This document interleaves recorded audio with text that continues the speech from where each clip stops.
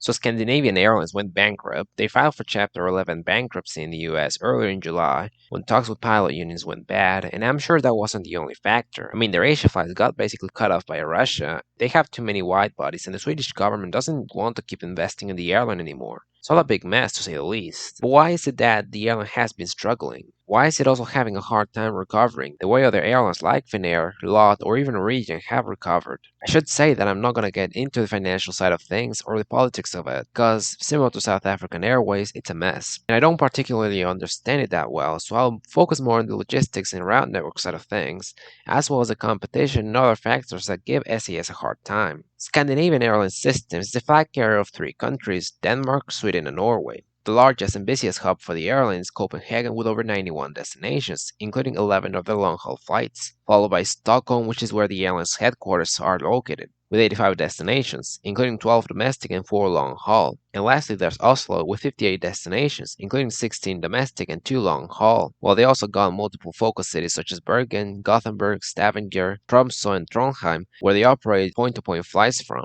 They also got their subsidiaries SAS Connect, formerly known as SAS Ireland, which is headquartered in Dublin, Ireland, and has 14 planes operating out of London Heathrow. They also got SAS Link, which operates the Embraer E190s, while the other airlines like XFly and CityJet operate their regional flights. SAS originated in 1946 from three airlines whose names I can't pronounce that were the flag carriers of Norway and Denmark, as well as a large Swedish airline. Later on, the flag carrier of Sweden joined the airline as well, and this is where the airline was officially named Scandinavian Airlines System. Each one of these countries will have a similar stake on the airline. SAS was pretty successful from the beginning, flying long-haul flights to New York within the first few months of the airline, but much of their success came when they began a polar flight from Copenhagen to Los Angeles via Greenland and Winnipeg, which was very successful, as well as Copenhagen to Japan via Anchorage, Alaska, to avoid solar airspace. And so as the years passed, SAS kept growing and staying successful, improving their customer service such that they were even named the most punctual European airline in 1982. The airline's first struggles came with their deregulation of European airspace in the late 1980s, but the airline still managed to pull through, and even bought stakes on smaller domestic airlines in Scandinavia, and later acquired stakes on foreign airlines like Continental, Swiss Air, Spanair, and Air Greenland. These investments ended up failing though, and SES sold their stakes on these airlines as it kept struggling when they lost a lot of market share to low-cost airlines like Ryanair, Norwegian, and Wizz Air. The airline almost went bankrupt in 2012, but it managed to cut costs in many areas. Unfortunately, with that came the removal of business class from their short-haul flights, and it seemed like customer service also began deteriorating at the airline, at least according to customer complaints that I've seen online. But either way, the airline was not doing too bad. They posted a profit between 2015 and 2019. Of course, it wasn't doing bad, but they were not doing great either. During this time, SAS began the process of retiring their oldest jets, such as the Boeing 737-600 that would be replaced with newer, more efficient Airbus A320neos, while the remaining 737-700s and 800s would be based solely out of Norway and would be retired later on. The Airbus A340s would be replaced by the Airbus A350-900, which was delivered to SAS in 2019, and the airline was also expecting the Airbus A321LR to arrive in the fleet in 2020. SAS had huge plans to reduce emissions, add new routes, new planes, and to become an all-Airbus operator in order to reach their goal of becoming a more profitable and efficient airline. They even released a pretty cool new livery as well. But 2019 was a bit of a disappointing year for the airline. Sure, the airline still turned a profit, but really that seemed to be just a small bump in the airline's finances. The airline was going to pull through and it was going to do great again, except it didn't. Eventually, the pandemic happened, and well, first the airline suspended flights to China temporarily. So did Finnair and other airlines, but eventually things went ugly in Italy and other parts of Europe, and it all escalated when the US banned European flights. SAS suspended most of their operations, including a lot of the domestic flights, and had to impose cost-cutting measures in order to save money. SAS laid off 90% of their staff temporarily, and even though most of them returned to the airline, over 500 of them were laid off completely. The airline retired a lot of their 737s and all of the A340s, and deferred a few of the A320neos and A350 orders, but this wouldn't be enough for the airline to get by. The only way for the airline to avoid bankruptcy would be to get a bailout, which they got as a loan from the Swedish and Danish governments as well as another shareholder, with the condition that SES would reduce their carbon footprint by 25% by 2025, which was quite an ambitious goal. As part of this also came the new subsidiaries in 2021, SAS Link that would operate a fleet of Embraer E195s, as well as SAS Connect, which would replace SAS Ireland. Demand began to rise again slowly but surely throughout 2020.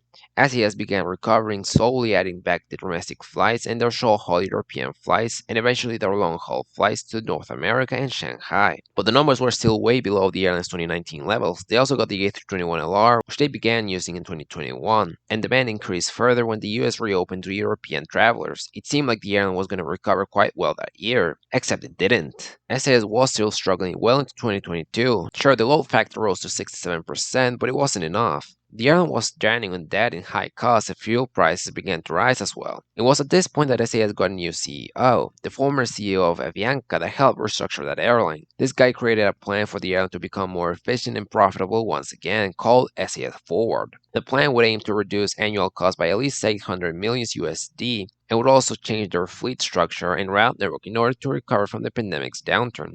But things went really ugly for the airline when Russia invaded Ukraine. This affected most of their Asia flights because of the ban over Russian and Ukrainian airspace. Later on in June, the Swedish government, which owns 22% of the airline, announced it would stop injecting any more cash into the airline. The airline was also struggling with staffing shortages that resulted in the cancellation of flights throughout the summer because they fired so much of their staff.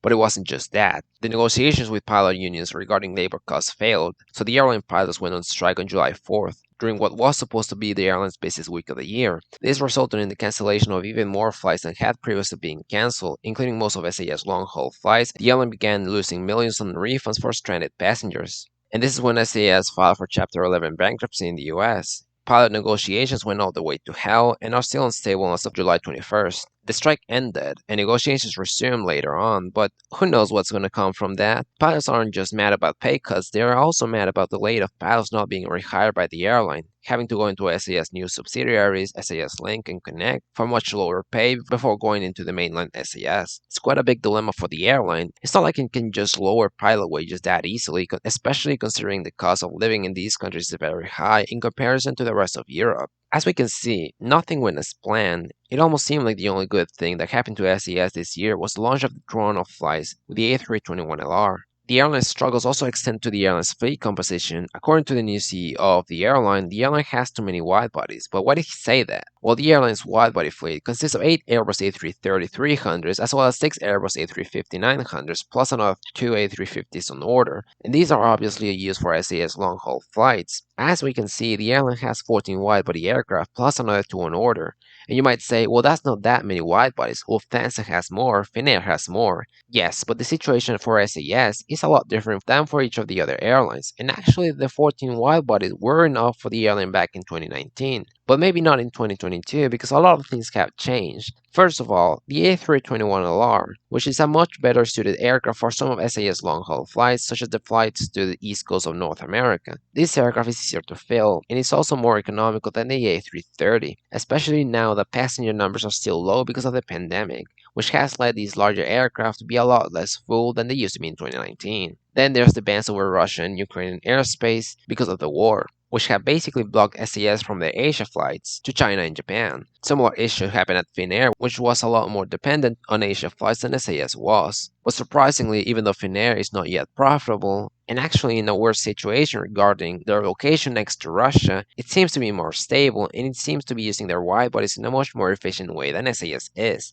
Finnair doesn't have the same staffing issues that SAS is having. They've also launched flights out of Stockholm to fill in the gap that was left by Norwegian when they stopped their long-haul flights. But they also shifted their focus towards North America with new routes such as Dallas-Fort Worth and Seattle. And then lastly, there's the wet leasing of Finnair planes to other airlines like Eurowings for their summer flights, but SAS couldn't do that. They laid off a lot of their pilots, so who would fly their aircraft anyway? And besides, the A321 took over some of those wide-body flights to North America, so now SAS is left with even more unused wide-bodies, and now they have to find a way to use them efficiently. And as for the airline's narrow-body fleet, they got 14 of the 737-700s and 800s, both of which are used mostly in Norwegian operations and are set to be retired soon. For the rest of their short-haul flights, SAS got 20 planes from the Airbus A320ceo family and 50 are the Airbus A320neo, of which 14 are part of SAS Connect. These newer aircraft are replacing the airline's 737s, as well as older A320s. They also got another 30 A320neos on order as well. And lastly, there's 3 of the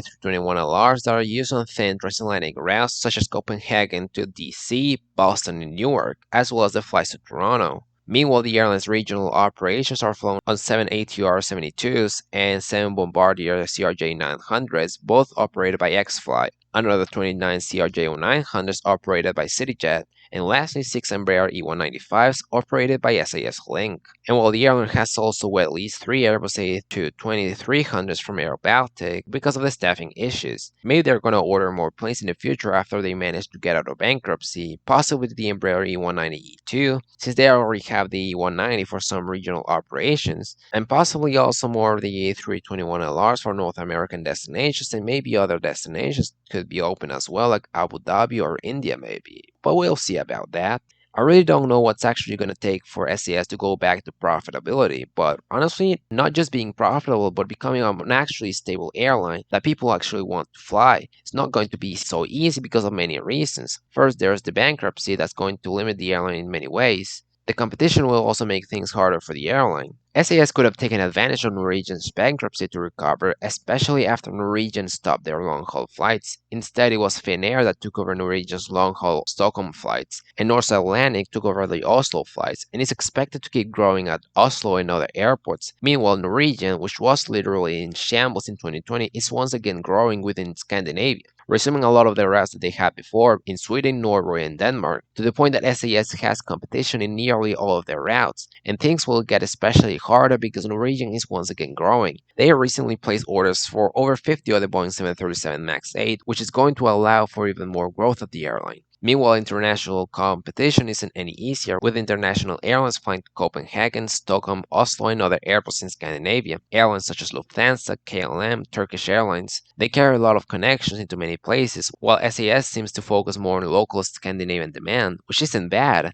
but certainly makes it hard to compete. And sure, Copenhagen is a big hub for the airline, but it's overshadowed by other hubs like Frankfurt, Amsterdam, Munich, and even to a certain extent, Warsaw. And they also got to deal with the local airlines like Ryanair, Wizz Air, and EasyJet, and others that also fly to the 3 countries that SAS is based out of. But honestly, with all this competition, the airline really has to learn how to differentiate itself from all the others in order to compete. I don't know how many reviews I've seen saying how SAS is basically a glorified Ryanair. I mean, they removed their business class from their short-haul flights, and their short-haul SAS Plus service is basically the same as economy except with food. They have to do better. I mean, I guess it's fine if they wanted to remove their first class back in 2012, but at least give SAS Plus some extra legroom or something. And this new CEO really has to realize that SAS is not like Avianca or any of the other airlines that he has ran before. They really have to change a lot of things in order to actually become a more stable airline, including dealing with their staffing issues. But at this rate, it doesn't seem like it's going to be very easy for them, but I do hope that they manage to pull through the crisis that they are dealing with and that they manage to go back to being the well-respected airline that they used to be known as.